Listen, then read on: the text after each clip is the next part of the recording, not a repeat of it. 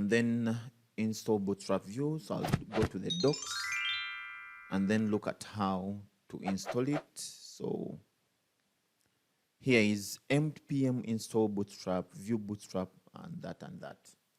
So I'll just come here and include that in the terminal and then install Bootstrap, and then we're going to come back when that is done. All right, now that we've installed Bootstrap View, okay, so we can go ahead and now include our View application and Bootstrap. So before, we need to set up our Bootstrap View, okay?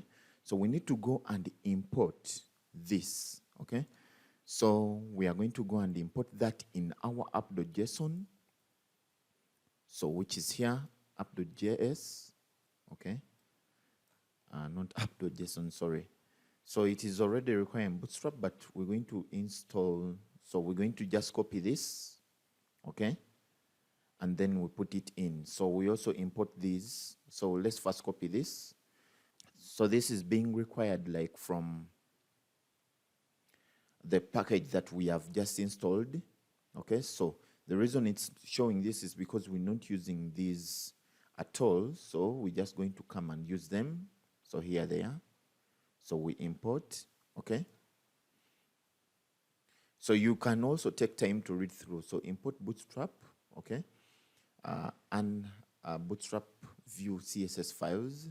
So order is important. So you arrange them in the correct order. Okay, so that is our next step. Then lastly, we're going to again use it. So where is it? So make sure Bootstrap view is available through the whole project. Okay, so this is optional. Optional, install the Bootstrap view icon components plugin. So I won't use that. I'm going to take this. Okay, so I haven't used that icon thing at all. However, I didn't need Bootstrap view. This one require Bootstrap. I'm leaving it because you're going to say I'm going to be using the normal Bootstrap. Okay, but I'll use Bootstrap view more, but I'll show you that the normal Bootstrap can also work. All right, so I'll need to take us back to home.